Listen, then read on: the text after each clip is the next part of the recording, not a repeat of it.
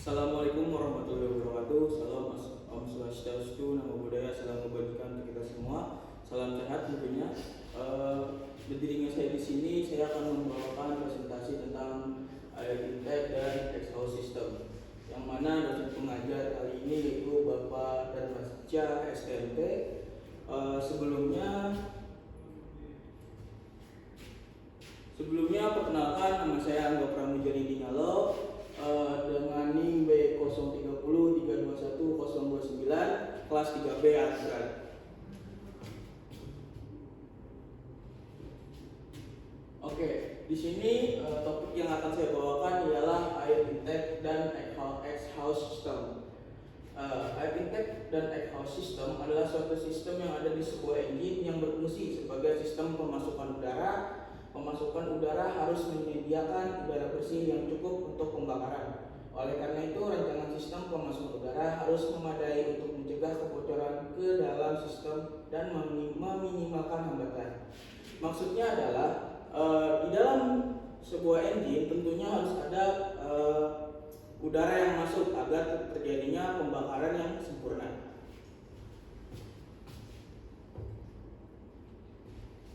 Oke. Mari kita mengenal langkah-langkah yang ada di sebuah air system ya. Yang pertama itu ada langkah intake. Jadi udara mengalir melalui intake port pada cylinder head. Pada langkah intake inlet, valve terbuka beberapa saat sebelum piston mulai bergerak turun dan udara kemudian akan mengalir memasuki silinder. Maksudnya adalah di dalam ruang bakar, simulasinya seperti ini ya kawan-kawan. Itu valve in terbuka dan udara masuk ke dalam ruang bakar. Lalu setelah itu maka terjadinya hisap untuk memasukkan udara dan juga kondisi valve X-nya itu tertutup ya kawan-kawan.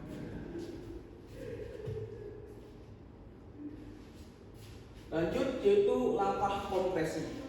Apa sih itu langkah kompresi? Yaitu adalah pada langkah kompresi piston bergerak naik dan kedua valve intake dan exhaust tertutup. Udara yang terperangkap di dalam silinder kemudian terkompresi sehingga temperaturnya naik ke tingkat di mana fuel akan terbakar saat diinjeksikan ke dalam silinder. Karena disinilah udara dimanfaatkan ke atas sehingga suatu saat sudah termanfaatkan otomatis bahan bakar akan disemprotkan oleh nozzle. Oke, selanjutnya itu langkah power. Saat piston mendekati puncak penggerakannya, fuel disemprotkan ke dalam silinder dalam bentuk kabut yang sangat halus sehingga hasil dari tekanan yang sangat tinggi pada injektor. Fuel kemudian bercampur dengan udara panas di dalam silinder dan terbakar. Proses pembakaran tipe ini adalah alasan kenapa engine diesel juga disebut sebagai compression ignition engine atau engine yang dihasilkan oleh pembakar memaksa piston turun untuk menghasilkan tenaga. Oke, di langkah power ini, di sini adalah lanjutan dari langkah kompresi, yang mana di sini juga engine akan menghasilkan power, begitu ya kawan-kawan. Oke, yang selanjutnya, oke, yang ini terakhir adalah langkah exhaust. Mendekati akhir langkah tenaga valve exhaust terbuka, pergerakan ke atas dari piston akan memaksa gas hasil pembakaran memasuki exhaust manifold. Beberapa saat setelah langkah exhaust selesai, valve exhaust tertutup dan valve inlet terbuka sebagai persiapan untuk siklus berikutnya. Diperlukan 2 putaran crankshaft untuk melakukan siklus 4 langkah. 4 langkah engine internal pembakaran memerlukan jumlah udara yang cukup untuk membakar bahan bakar. Ini adalah proses pembuangan dari sisa pembakaran tadi, yang mana setelah terjadinya langkah power tadi, maka secara otomatis valve X itu terbuka dan piston bergerak ke atas untuk mengeluarkan sisa udara yang ada di dalamnya.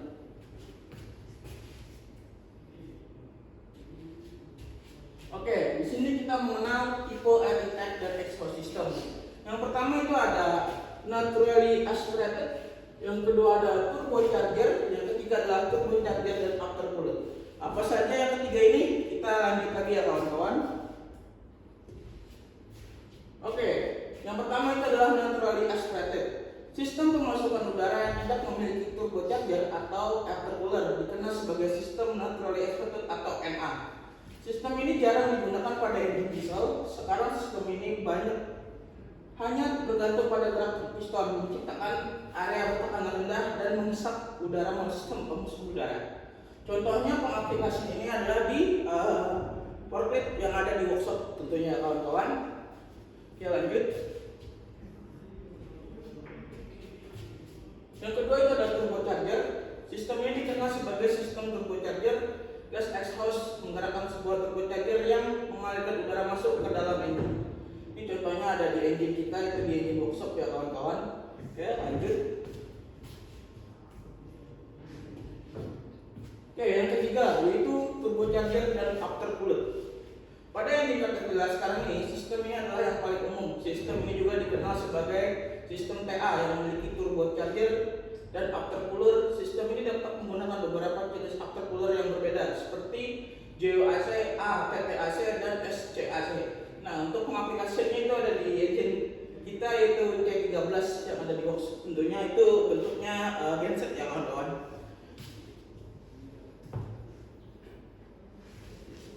Oke, lanjut itu komponen-komponen intake dan exhaust system. Ini yang dasarnya ya kawan-kawan. Pertama itu ada free cleaner, itu di bagian ini ya kawan-kawan. Dan juga ada air cleaner, itu di bagian ini kawan-kawan. Dan yang ketiga ada turbo charger di sebelah sini kawan-kawan. Dan juga ada intake manifold sebelah sini. Dan juga ada aftercooler itu di sebelah sini kawan-kawan. Lalu ada exhaust manifold di sebelah sini kawan-kawan. Dan juga ada muffler sini. Dan ini mohon maaf sebelumnya gambarnya agak sedikit terpindah satu komponen, yaitu filter indikator itu di bagian sini kawan-kawan. Oke, lanjut. Oke, ini adalah fungsi dan juga pembahasannya ya. Pertama itu ada free cleaner. Free cleaner dipasang sebelum air cleaner atau air filter. Fungsinya free cleaner adalah untuk mengumpulkan kontaminan yang berukuran besar sebelum mencapai air cleaner. Hal ini akan menambah usia pakai air cleaner. Air rumah tipe free cleaner yang paling sederhana adalah sebuah mesh cup. Di atas inlet air filter ada pun beberapa tipe free cleaner, yaitu ada Donaldson free cleaner, Cyclone tube exhaust dust ejected free cleaner, dan Donaldson V Selvac, serta Donaldson SPG dan dust tube dan drum. Ini ya kawan-kawan gambarnya.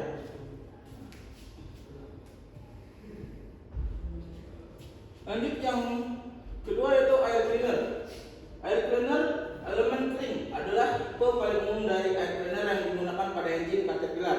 Air cleaner elemen kering biasanya terbuat dari elemen kertas yang digunakan untuk menyaring kotoran pada udara air cleaner. Elemen kering biasanya dapat dibersihkan dengan udara kering disaring dengan tekanan maksimum 270 kPa atau 30 psi. Elemen harus dibersihkan dari bagian dalam keluar. Jadi sedikit menjelaskan dari kawan-kawan, air cleaner ini adalah sebuah komponen yang tentunya bisa kita ganti ataupun juga kita bersihkan tergantung situasi dan kondisi.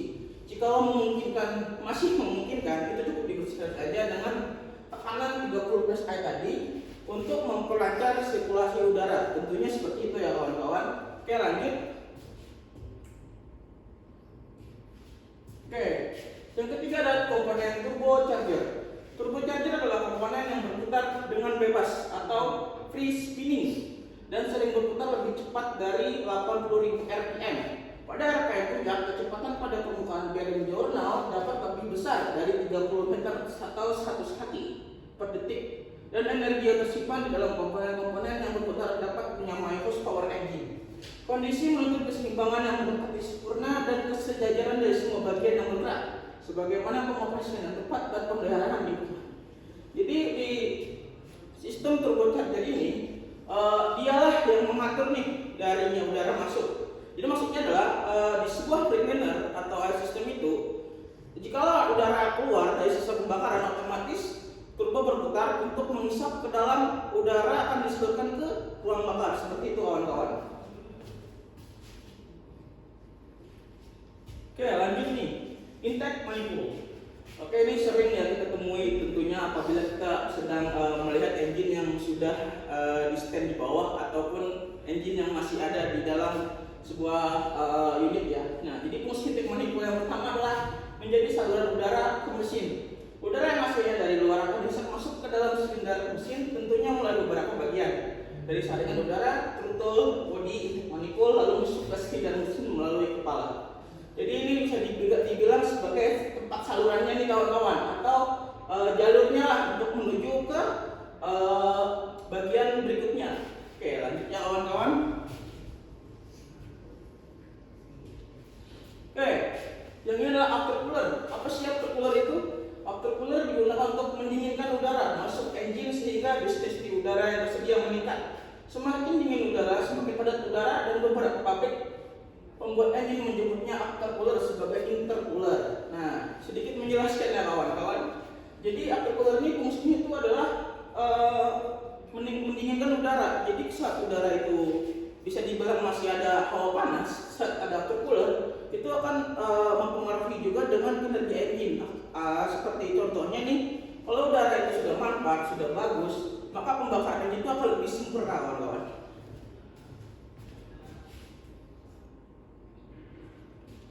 Oke, yang ini adalah exhaust manifold, atau bisa dibilang kebalikannya dari inlet manifold tadi ya kawan-kawan, itu sebagai saluran gas buang sisa pembakaran mesin. Exhaust manifold mengumpulkan gas hasil pembakaran dari setiap silinder mesin dan disebutkan ke exhaust system dan berakhir di maper mobil.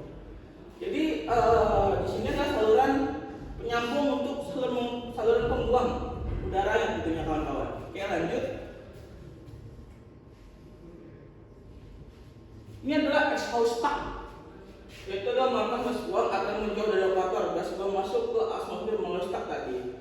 Jadi ini agar gas buang itu keluar, tetapi bisa dibilang itu mengamankan operatornya nih. Kan ada tuh contohnya doser tuh kan bagian stak ke depan, dan sedangkan operator itu di belakang. Jadi kalau misalnya staknya di sini, otomatis dia akan mengeluarkan asapnya pun ke operator. Jadi untuk melindungi dari operator itu sendiri, maka stak itu diatur dan dibuat agar udara yang keluar dari sisa pembakaran itu mengurangi atau melindungi dari operator tersebut. Oke, lanjutnya kawan-kawan. Oke, yang ini adalah muffler. Fungsi utamanya itu meredam suara ketika gas buang dikeluarkan. Oke, jadi bisa dibilang saat gas udara itu dibuang, maka muffler ini akan meredam tuh. Kenapa? Karena bisa kita ketahui ya, kayak kendaraan aja deh yang misalnya itu belum, itu suaranya sangat keras, apalagi suara unit diesel. Itu bisa sangat mengganggu pendengaran juga dan orang sekitarnya. Maka muffler diciptakan untuk meredam itu agar tidak menghasilkan bunyi yang nyaring saat sisa pembakaran tadi. Oke, ini yang terakhir, yaitu adalah filter indikator. Berfungsi untuk mengetahui kondisi air cleaner. Filter indikator dipasangkan di antara air cleaner dan ruang bakar. Apabila terjadi kebuntuan pada air cleaner, maka filter indikator akan menunjukkan warna merah. Setelah itu air cleaner dibersihkan, maka filter indikator dapat direset kembali. Maksudnya apa? Ketika air cleaner itu buntu, ya kawan-kawan, itu dia akan memberikan sinyal kepada kita nih, bahwasannya air cleaner itu buntu dengan cara kita cukup mencek filter indikatornya aja. Apabila nih bagian merah ini naik, otomatis kita ketahui itu, maka air cleaner buntu dan segera melakukan pembersihan ataupun penggantian. Lalu bisa kita setel lagi untuk kembali seperti semula ya kawan-kawan. Oke, lanjut. Nah, ini adalah satu tool, yaitu pressure test, di mana pressure test ini memiliki banyak banget komponen-komponennya nih atau kegunaannya. Yang pertama itu ada di bagian sini, itu namanya case ya kawan-kawan. Dan juga yang kedua itu di bagian sini, itu namanya compressor card. Yang ketiga itu di bagian sini ya kawan-kawan, itu adalah pressure gauge. Dan yang keempat di bagian sini ya kawan-kawan, itu ada bulkhead fighting. Dan yang kelima itu bagi bagian sini ya kawan-kawan, itu ada pressure gauge-nya ya. Oke, yang keenam di bagian sini kawan-kawan, itu ada yang namanya differential pressure gauge. Dan yang ketujuh ada itu di sini ya kawan-kawan, Dan yang kedelapan itu di bagian sini ya kawan-kawan, itu namanya from block 2. Dan yang ke-9 itu di bagian sini ya kawan-kawan nih, namanya ini adalah packing set base. Oke. Dan yang ke-10 itu di bagian sini, ini namanya union ya kawan-kawan ya. Oke, yang ke-11 itu ada di bagian sini, ini itu disebut dengan manometer. Oke, yang ke-12 di bagian sini kawan-kawan itu namanya strike connector. Dan yang ke-13 di bagian sini adalah elbow fitting. Oke, lanjut.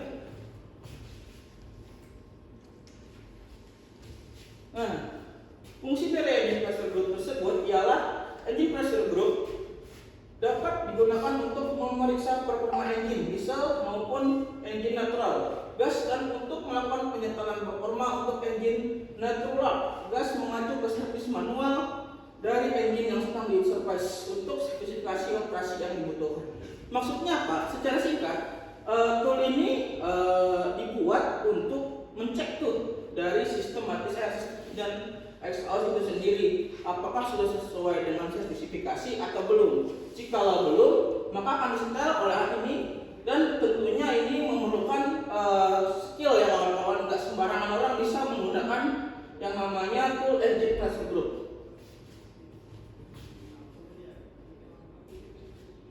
Oke, ini kesimpulannya ya untuk air intake dan exhaust system. Itu bisa disimpulkan intake dan system adalah sistem yang ada pada sebuah engine yang sangat penting, dikarenakan disinilah engine dapat hidup atau running. Karena adanya udara yang mana adalah salah satu unsur yang berfungsi sebagai terjadinya pembakaran pada ruang bakar ringan. Dan jika pada sistem ini ada yang rusak, maka yang terjadi dengan engine adalah vapor, bahkan engine down. Oke, cukup dari saya.